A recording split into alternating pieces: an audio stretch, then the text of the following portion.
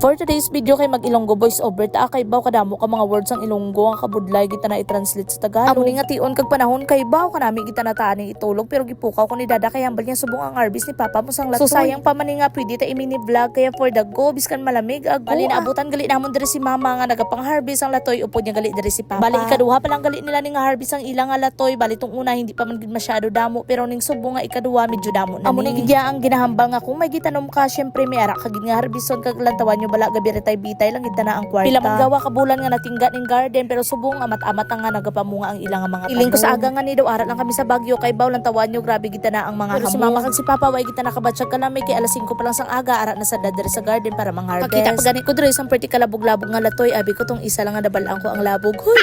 Pila na gali kadlaw nga sunod-sunod ang ulan diri kay hindi nagit gali damo ang nagapamulak diri sa mga latoy subong kay ang iba nagakarahulog sa ulan. Pakuno man kuno si dada nga nagaharvest ang latoy diri pero ang tuod-tuod kay para makita lang gid siya sa vlog.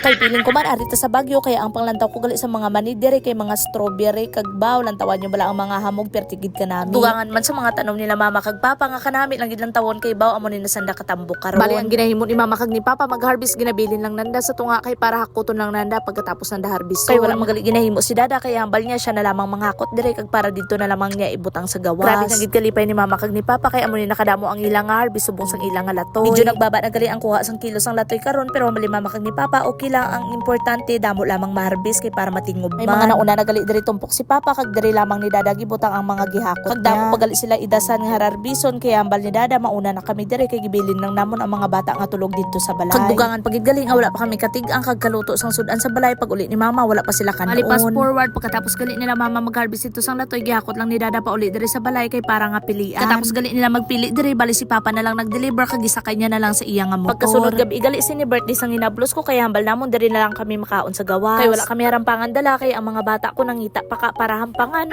Inauna na gali kami diri para maka-order na kay alas 6:30 na ini sang gabi kag wala pa kami kakaon kag giagi na lang gali namon ang order sang ati ko nga puto cheese. Sa panahon subong kapag may birthday nami na lang gid sa gawas magkaon kay kung sa balay ka pa manghugas ka pa tapos ikayan pa ang imo nga nilutuan.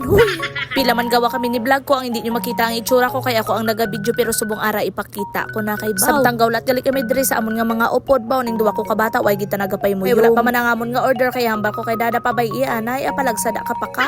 Kanami gali diri sang ilang mga chandelier kay baw gawa gid sa native Prada. Ali diri gali kami nagkaon subong sa Romeo's Grill kay baw subok na gid na ang ilang mga pagkaon nga perti kanami. Dugangan pagid sang ilang nga ambience nga perti kanami. Kag syempre ever supportive gid namon nga customer sa mga tuna kaya isuporta man sila. Gabot na gali ning pamilya ko nga puros bata ang dala kay baw sa pamilya namon puros gid na bata. In short mga baby maker kami.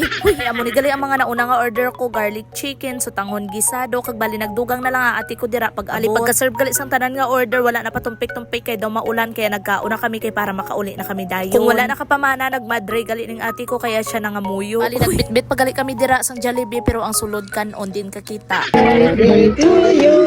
Happy birthday, happy birthday, happy birthday to you. Upload na kami sa pamilya namon hindi gid kami maguli kung hindi himos ang amon nga kinan-an kaya pagkatapos gali namon magkaon ang himos sila mama diri. May mga sudan nga nabilin kaya giputos na lang namon para dalon kay papa kag sa kuya ko nga wala nagupod.